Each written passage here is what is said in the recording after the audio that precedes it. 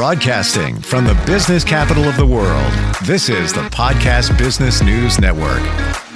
Welcome back, everybody. You know, they say for a fulfilled life, to feel everything you want to, joy, have abundance, great relationships, everything, it comes down to three elements: body, mind, and spirit. Now, the mind part, okay, there's therapy for that to help you navigate coaching, all of that. The body, obviously, we need to take care of ourselves physically in terms of our health, eat the right food, exercise, get the proper amount of sleep. And then there's spirit. What is spirit? A lot of people connect it to religion. It's not necessarily what we're talking about.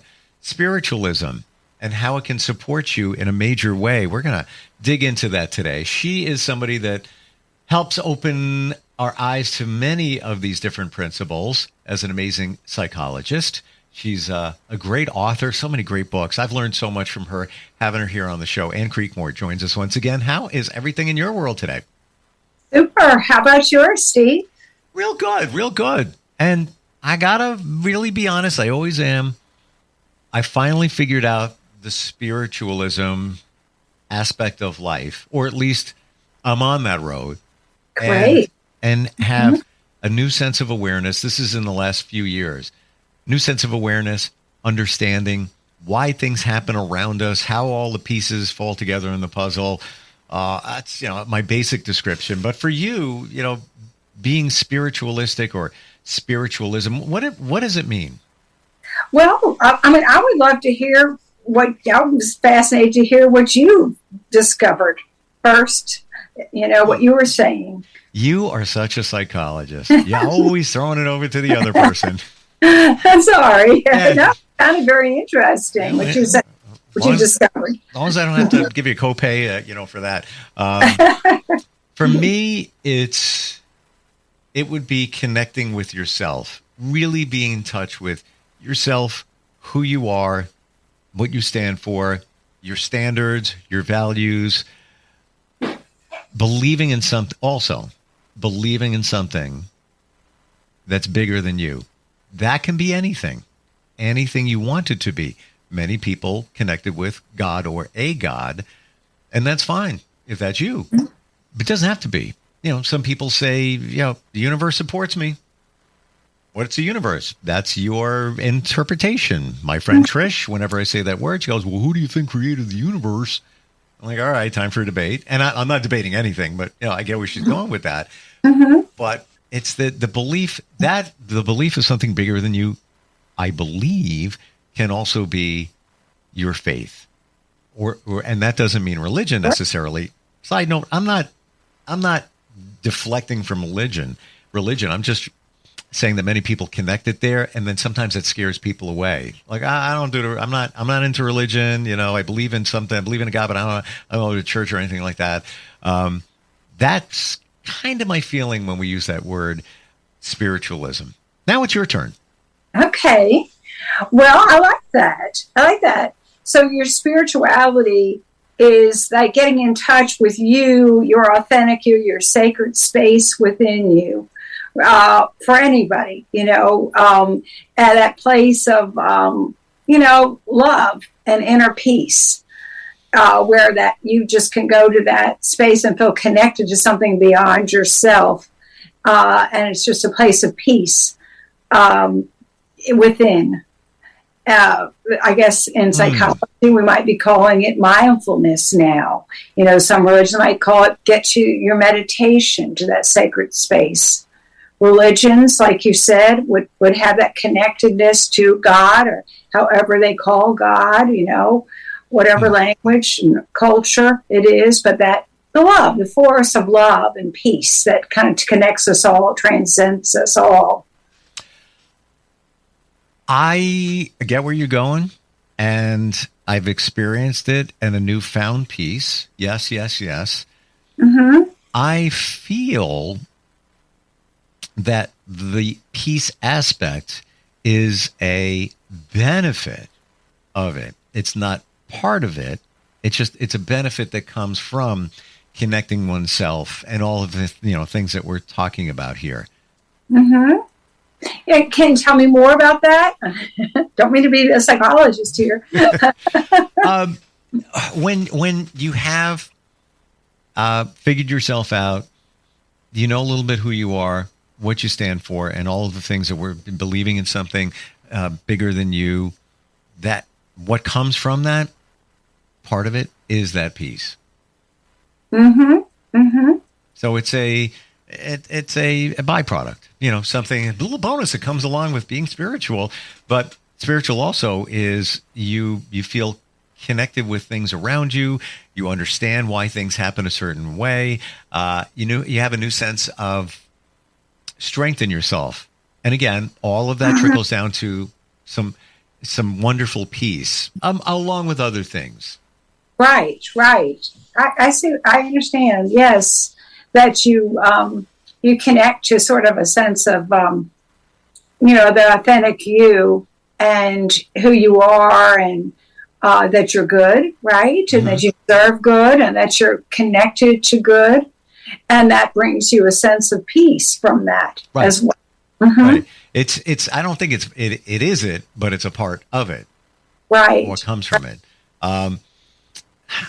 What are some of the things that we can do to be more spiritual, more connected with ourselves, or does it simply begin by taking those steps to love oneself? They always say you got to love yourself before you can love others, and love is the highest vibration. How do we get spiritual? Well, that's a good question. I think we have to explore that, find out what is our philosophy, what gives us inspiration or a sense of faith, a sense of purpose in life. There's, maybe, could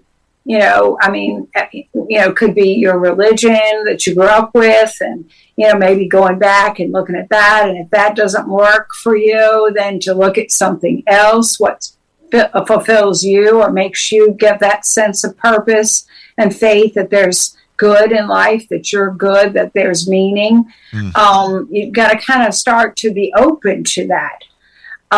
Just open to having your own inner sacred space in some way. What motivates that, if you will, or what facilitates that for you, and find and just explore that. Take time, every day. It can just be even just following your breath, meditation. Because in a sense, when you do that, you're kind of going to that stillness, that other type of peace, right? When you just kind of be following your breath, just breathe in good, breathe out cares, and just be in that prana, is, I guess some religions would call that, you're at that inner still peace, and just kind of let the thoughts flow through and release them, and just try to get to that level of peace. Wow.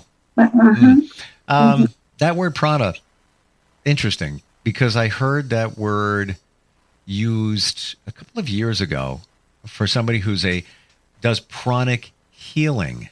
Oh. I never even knew what that word prana means. Can you define it? I don't know. I think it's. I think it just relates to your breath of life within you. Your prana, your energy, your breath, I would call it your sacred space within. It's invisible, but then of course our mind, body, spirit, the mind, and what's going on in our mind is invisible. Love is invisible. Our sacred space, or our breath of life, our prana, is kind of that invisible force. Yeah. Connecting. Was there a moment where you realized, even before I ask this question, are you spiritual?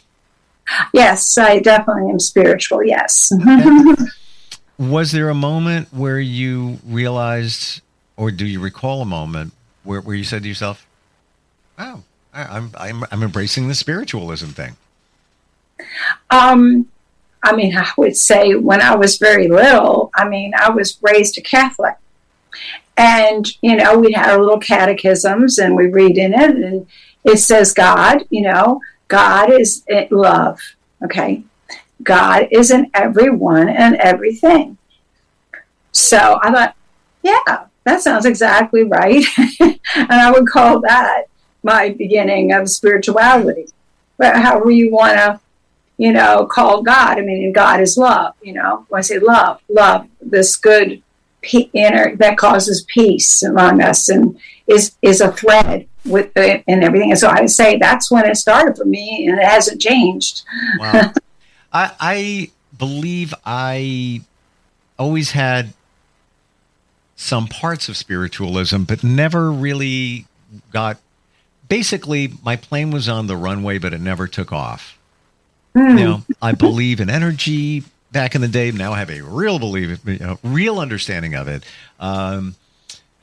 Intuitiveness, psychics. I was involved and still am in marketing a lot of these people in these metaphysical fields, but I never really, jumped deep into it until the last, 4 or 5 years.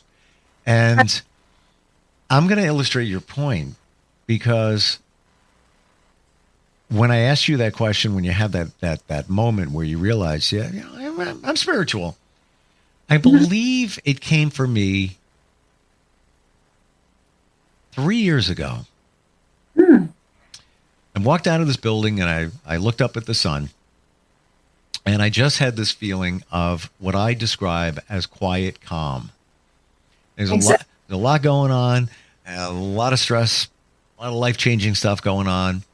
And instead of flipping out, it was more of a, wow, it's going to be all right. It's going to be okay. And I looked up at the sun. I could tell you the angle. I remember it clearly. Nice. But why was I feeling that? Because I believe I finally, my spiritual plane took off. And I was believing or understanding a lot of different things. What are those things? My belief is that whatever you need, you have it. It's in you. Absolutely. It's all there.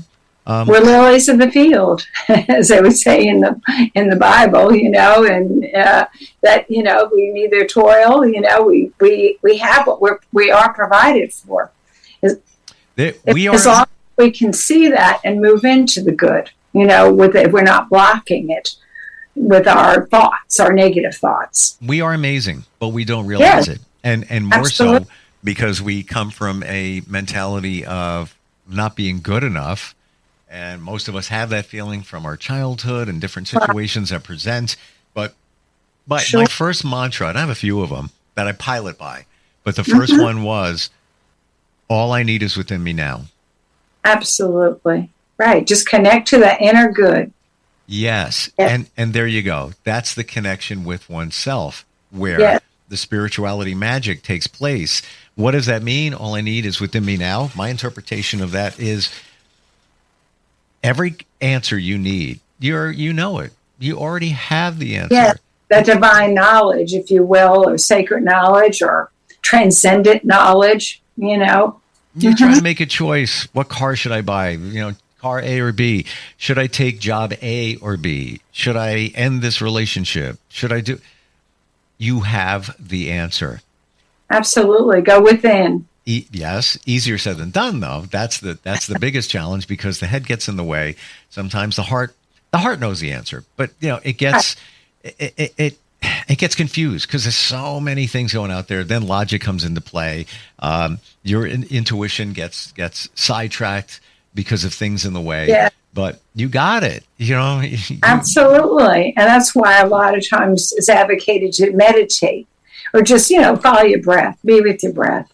Breathe in the good, breathe out the cares, and just be present with your breathing. Be still. Let those thoughts go through and just release them and just kind of see what comes, and your still inner voice. What let that guide you. Just and it's kind of amazing and feels fantastic when you put faith in yourself. Yes, you can put it into God, sure, universe, whatever, however you want to phrase it. But when you have that, and I heard it last night, and it's a cliche, but a friend said it in his situation. Trust the process. Trust the process. Exactly. You gotta trust. If you trust, that's that is a very good point. The trust, that faith that the good will transpire. You got to be at that level of trust for it to flow. Because even something, bad by appearance may just come along to help you. As I say, the universe hits you with the 2x4 board, to get you to go in the right direction, because you just, you're kind of stuck in your own. And then something comes along, it looks bad by appearance, but it's actually moving you into your good. And if you can just be of trust and say, well, let me breathe into this and see what's going, where am I supposed to go? I'm at my good at all times. And this is leading me into my good, even though by appearance it doesn't appear that way right now. But how can it be? Be of trust, like you said, faith. Well, when you get hit by that 2x4, it's horrible. It hurts. Ow! It spun me around. I fell down on the ground. You have a choice, though. You can get up, and you can start walking forward, and have that trust that things are going to change around and be better. And those who have been there will tell you straight up that it does get better because they believed it would.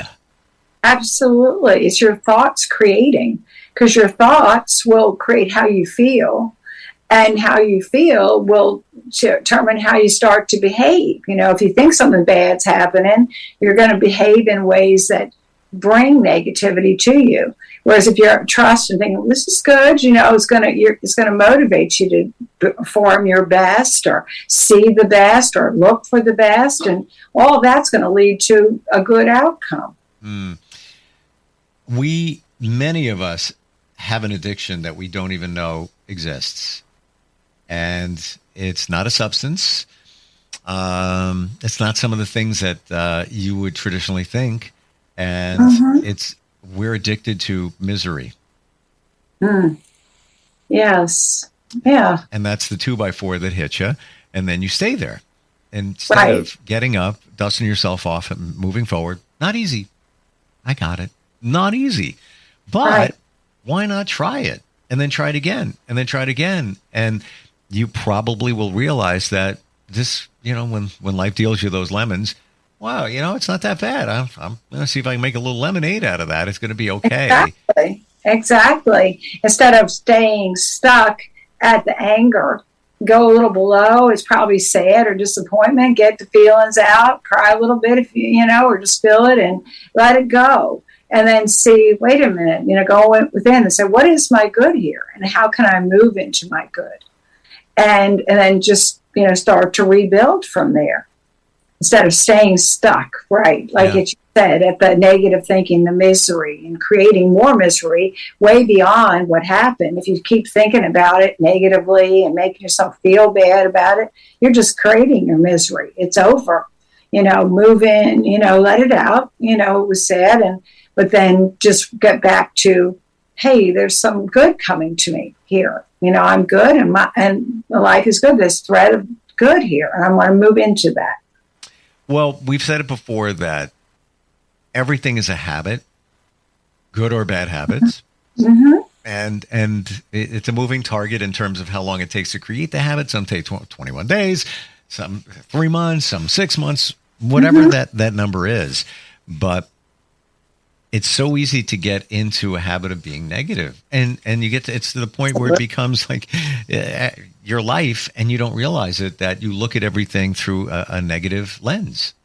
Absolutely. I mean, we're negative thinkers, and it's a life challenge for us to really realize that and then work on that. And that's what cognitive behavioral therapy is in a nutshell. Cognitive meaning your thoughts therapy. Change your thoughts, change your behavior, and changing your life.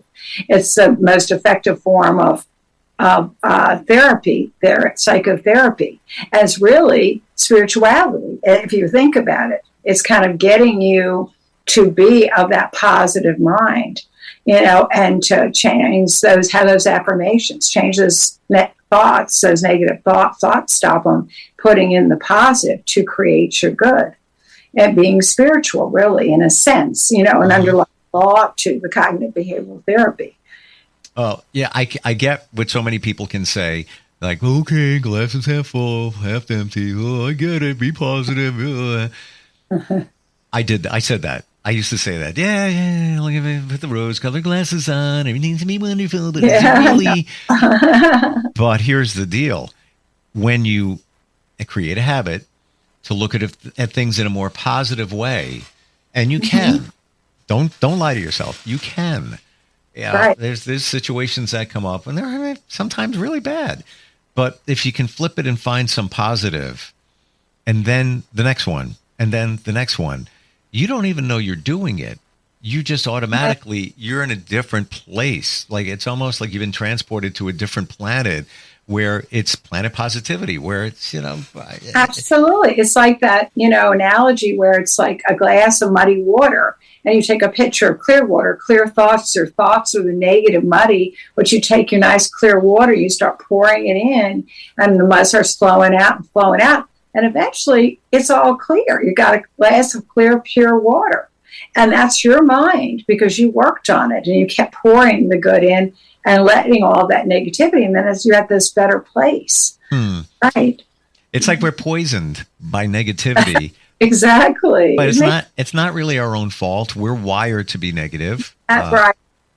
They used to call it original sin, right? In the Bible, Adam and Eve go and pull from the tree of knowledge and of good and evil, right? It's not the tree of knowledge. It's, in the Bible, it's the tree of knowledge of good and evil, Don't go there. You don't want to be thinking and being aware of the evil, the negative, which take it and you start thinking negative. And then now you've got yourself in a bad situation. You got original sin. You've got that ability to think negatively now, and it's not good. Right. We want to just say, let that go. Let's be a bliss. Do you feel that many of us think negatively because it's maybe part of evolution, that it's there to protect us? It goes back to the beginning of time, cave people time, where you're always on guard. We're always thinking, just as a protection thing. I'm not going to. The pterodactyl is up in the sky, and you're not going to say, "Well, look at that nice looking bird." No, you're being like, "Oh, well, get out of here quick." Do you think it's been put in us in many regards as a protection? I mean, I do. I think that we do have that ability for sure. That's just kind of built in us. And that we do have to. I mean, it's one thing, anxiety is not a bad thing in a sense because it's kind of alerts us to take care of some problem if we use it that way. If we take a negative feeling and we use it in a way to get to deeper what will make us feel better, and we actually act on that and do something to make our lives better, it's not a bad thing. It's it's kind of helping us to survive in our lives, like you're saying. But it's when we stay with it and we don't do anything about the anxiety and we just start, pondering it, obsessing over it and making it worse. But it kind of can give, but it can be good. I mean, it's like one thing, like you're saying, like, oh, well, we've got to watch out for predators. In fact, sleep until the Industrial Revolution used to be first sleep. And then the watch, when the cavemen would wake up and be looking for predators and making sure things are good. And then they'd have second sleep for another 4 hours. And it wasn't until the Industrial Revolution we got electricity so that people could stay awake later, that people didn't fall asleep like it, at dusk, when it's dark and they're tired. And they just go to bed for at that point for first sleep for several hours or 4 hours, and they wake up for that watch, which probably started with the cavemen being on watch, to make sure things are still safe, and then go back to sleep for second sleep. Wow. I never even, never knew that. Yeah. That's right. We haven't always been the straight 8-hour sleepers that we can be now that we have electricity and lights. We can push ourselves, not go to bed early, get done what we need to, get ready kind of for the next day, maybe socialize a little. Up until Industrial Revolution, they had the waking up probably was a good idea. Let's, we're sleeping a while, but let's check and make sure everything's okay. To watch and socialize a little and take our remedies. We're too tired to take, and then go back to sleep for second sleep. That was the pattern. Wow. Maybe that's why some countries still do a siesta. I don't know. Maybe it's left over. Yeah, right. Absolutely. Yeah, good for energy, keeping your energy up. Yeah. Well, look at, our culture, in America, we're just keep going. Run. Coffee achievers. Yes. Wonderful talking with you today. You have fantastic books. Love Yourself, Love Your Life. So many great insightful sections in this book. And you can find out more about that. And you helping people on a psychological level where you can do that anywhere, virtually. I'm trying to remember, is it Psychology Today, the website to find you? Yeah, that is a directory where you can just find my name and it will you just can click under it. It's a psychologist directory. And then you can just click it so you can go into my website. And I'm going to be having another website up as well because I'm going to be doing life coaching as well as, my full regular psychotherapy practice. So we can work on the kinds of things you're talking about today with just in my life coaching practice. It all comes together. Yeah. It comes together. And I'm glad we're together today. Looking forward next time we talk, Ann. Thank you so much. Me too, Steve. Thank you so much for everything. Well, we'll be right back. Here.